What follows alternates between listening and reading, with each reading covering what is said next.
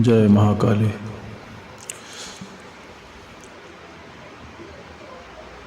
बहुत से व्यक्ति यह प्रश्न पूछते हैं कि जीवन में दुख से मुक्ति कैसे मिले। प्रश्न यह है कि दुख ने तुम्हें नहीं बांधा, तुम खुद ही दुख से बंध जाते हो। दुख कोई ऐसी जंजीर नहीं है जो किसी ने तुम्हारे हाथों में डाली हो। यह तो ऐसा आभूषण है जो तुमने खुद शौक से पहना है। यह पहली बात ठीक से समझ लेनी जरूरी है। अक्सर हम चाहते हैं कि दुख से छुटकारा मिले, जैसे कि दुख ने हमें बांध रखा है या किसी ने हम पर दुख लाद रखा है, परंतु ऐसा बिल्कुल भी नहीं है। दुख को व्यक्ति खुद ही पकड़ता है और छोड़ना भी नहीं चाहता। दुख जो है वो मन को भरे रखता है। ऐसा लगता है व्यक्ति को कि कुछ है, पास कुछ है, और दुख छूटने लगे तो आदमी बहुत घबराता है, बहुत डरता है। घबराहट इसलिए कि दुख के कारण जीवन में कुछ व्यस्तता बनी रहती है, कुछ करता हुआ मालूम पड़ता है, कुछ होता हुआ मालूम पड़ता है, और दुख के कारण अहंकार भी बचा रहता है। और अहंकार को बचाना हो तो दुख में ही बचाया जा सकता है। सुखी आदमी में अहंकार कहाँ? सुखी आदमी का अहंकार खो जाता है। और असली सुख तो प्राप्त हो ही नहीं सकता जब तक कि व्यक्ति अहंकार ना खोए। जब तक मैं की अकड़ है तब तक दुख है। आप सभी ने यह अनुभव किया होगा कि जब कभी हम प्रफुल्लित होते हैं तो अहंकार नहीं होता, और जब उदास होते हैं तब ज़्यादा अहंकार होता है।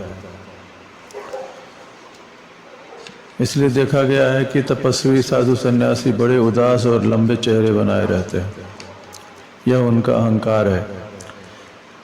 यह उनके अहंकार को बचाने की तरकीब है। दुनिया से वे कह रहे हैं कि हम कोई बड़ा काम कर रहे हैं और तुम सब पापी हो, और हम संत लोग पुण्यात्मा हैं। तुम सब नरक में सड़ोगे और हम स्वर्ग की तरफ जा रहे हैं। हम पवित्र हैं, हम श्रेष्ठ हैं, हम विशिष्ट हैं। साधु सन्यासी खुद में यह घोषित कर देते हैं। वे तुम्हारी तरफ ऐसे देखते हैं जैसे तुम कीड़े मकोड़े हो। तुम्हारे प्रति कोई सम्मान नहीं है उनके मन में।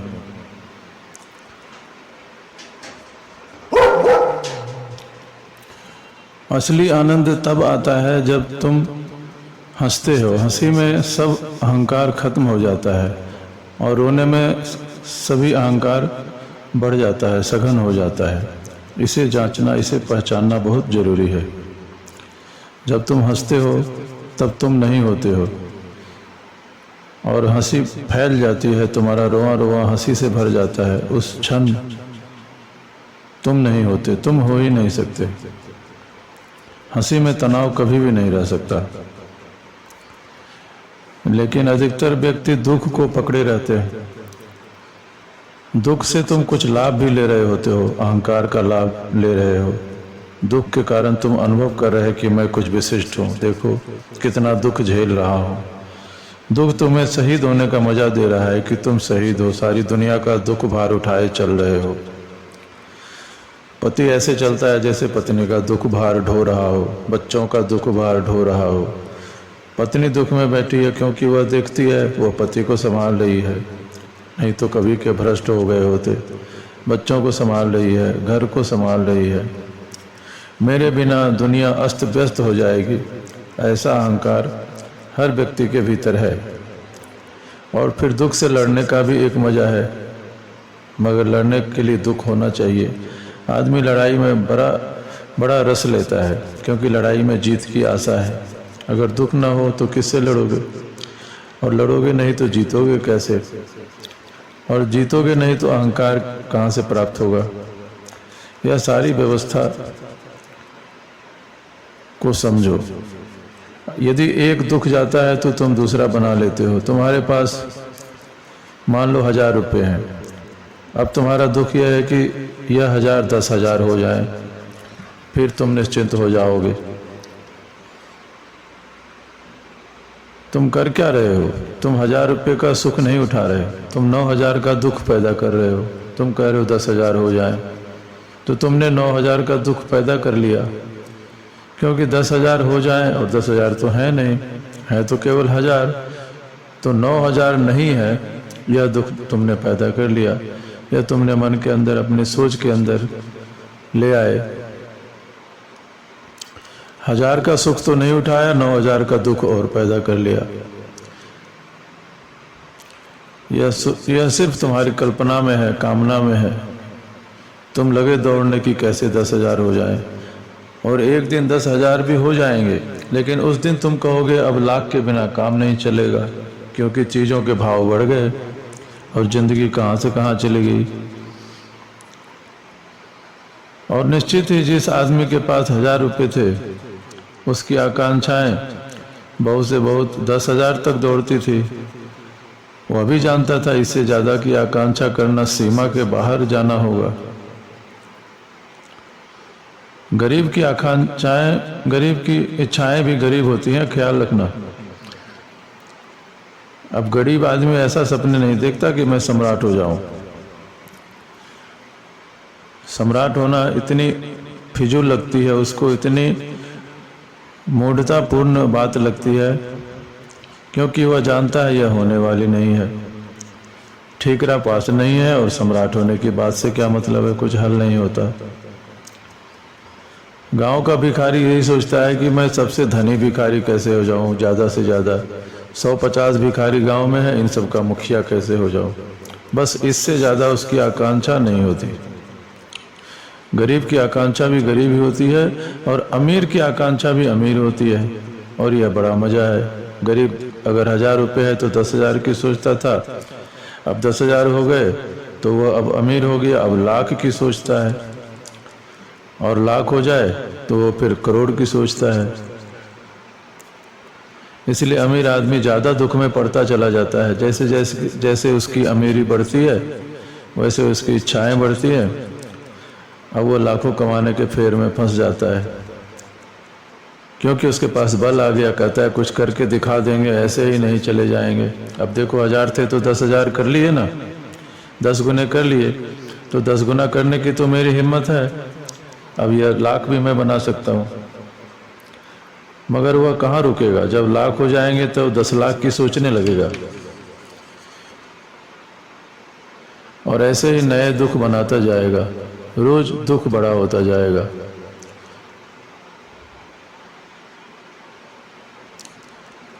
तो अगर कोई दुख में डूबा है तो किसी और की जिम्मेवारी नहीं है, उसने अपनी इच्छाओं को छाया की तरह दुख पैदा कर लिया है। दुख से मुक्त होना है तो सीधे दुख से मुक्त होने का तो कोई उपाय नहीं है। इच्छाओं को समझो, इच्छाएं मत फैलाओ। सुख का उपाय जो है कि जो है उसका आनंद लो, और जो नहीं है उसकी चिंता ना करो। और दुख का उपाय है कि जो है उसकी तो फिक्र मत लो, पर जो नहीं है उसकी चिंता करो। दुख का अर्थ है अभाव पर ध्यान रखो।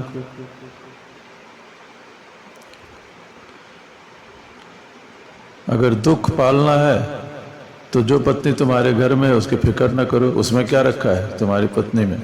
जो पड़ोस की है वह सुंदर है। एक कहावत है कि दूसरे के बगीचे की घास सदा ज्यादा हरी मालूम होती है। जब तुम देखते हो दूर से तो दूसरे का लॉन खूब हरा भरा लगता है, तुम्हारा अपना लॉन इतना हरा भरा नहीं मालूम पड़ता। दूसरे का मकान सुंदर मालूम होता है, दूसरे की कार सुंदर मालूम होती है, और यह दौड़ चलती चली जाती है। सुख का सूत्र जो है तुम्हारे पास, उसके लिए परमात्मा को धन्यवाद नहीं देते कि जो है वह पर्याप्त है।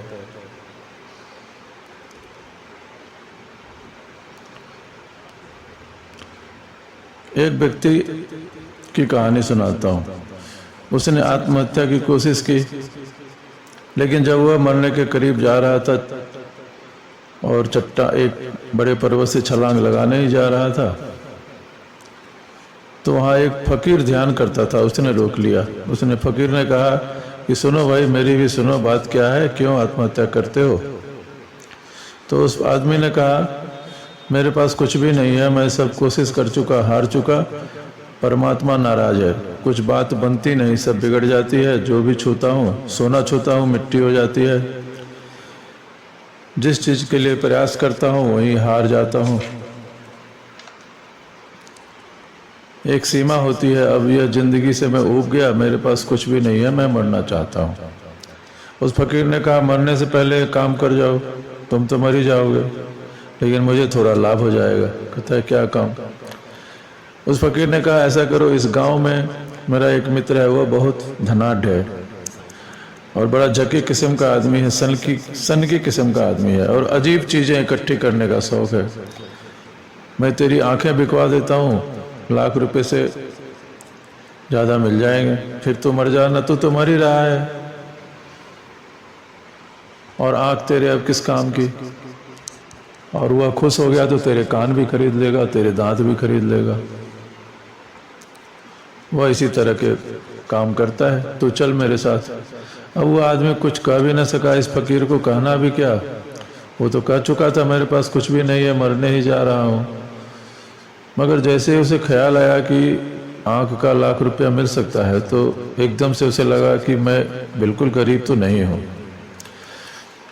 तो उस धनी व्यक्ति के घर तक पहुँचते पहुँचते उसने तय कर लिया कि यह मामला ठीक नहीं है, आंख बेचना। मरने की तो बात भूल ही गया। फकीर भीतर गया और अपने धनी दोस्त को बुला लाया।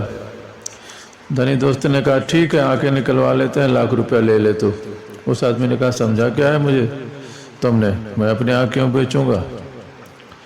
तो उस व्यक्ति ने कहा कि दाम ज़्यादा चाहिए तो बात करो, 2 लाख ले लो, चलो 4 ले लो। फकीर ने उसको समझा दिया था कि जितना मांगे उतना दे देना, ये आंखें वैसे भी नहीं बेचने वाला। कहा 10 लाख चाहिए, 10 लाख दे दूंगा, तुम अपनी आंखें दे दो और कान और दांत भी दे दो, तेरे हाथ भी खरीद लेंगे, अब तो तू मरने ही जा रहा है। उस आदमी ने कहा, नहीं, मैं नहीं बेचता। और कोई आदमी अपने होश में अपनी आंखें बेचेगा? तो वह फकीर बोला, लेकिन भाई तू तो कह रहा था तेरे पास कुछ नहीं है, तू मरने जा रहा है, अब उसमें तेरी आंख भी तो मरी जाती, कान भी मरते, हाथ भी मरते, पैर भी मरते, सब मरता, और तू कहता है तेरे पास कुछ भी नहीं है। जब 10 लाख आंख के मिल रहे हैं, सिर्फ आंख के, तो तेरा सामान बेच, और भी बेचना है, तेरे करोड़ों दिलवा दूं।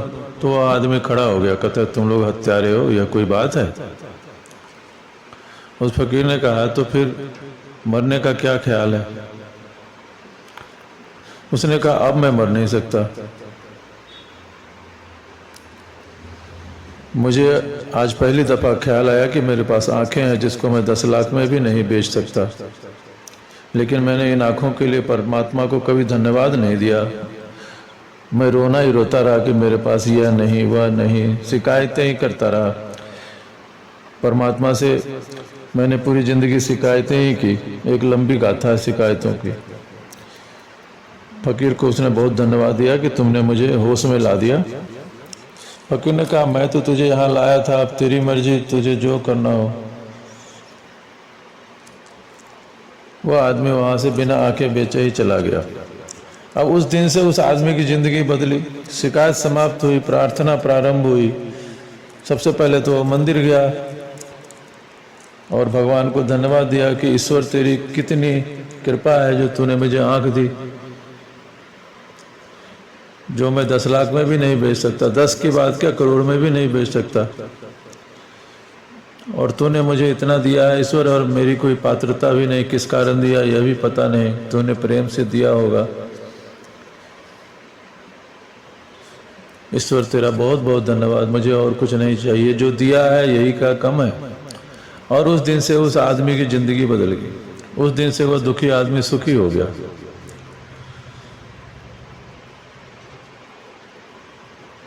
तो जो है व्यक्ति को उसे देखना चाहिए, तुम्हारे व्यक्ति के पास बहुत है, कभी सोचना बैठकर यह जिंदगी बहुमूल्य है और यह किसी भी मूल्य पर बेचने को कोई राजी नहीं हो सकता। यद्यपि इस जिंदगी के लिए हम ईश्वर को कभी धन्यवाद नहीं देते। अगर कान ना होते तो क्या हम पक्षियों का गीत सुन पाते? अगर आंख ना होती तो क्या हम वृक्षों की हरियाली देख पाते? इस दुनिया में कई लोग ऐसे हैं जिनके पास आंखें नहीं हैं।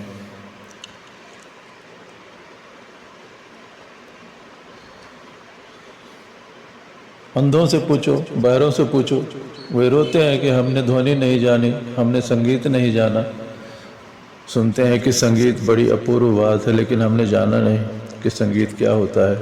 गूंगे से पूछो, बोल नहीं सकता, कितना रोता है, कितना तड़पता है भीतर की काश मैं भी बोल सकता, मुझे भी कुछ कहना है, मुझे भी कोई गीत गाना है, मुझे भी कुछ कहना है। मैं इतना भी नहीं कह सकता किसी से कि मुझे तुमसे प्रेम है। हे ईश्वर, तूने मुझे इतना दीन क्यों बनाया?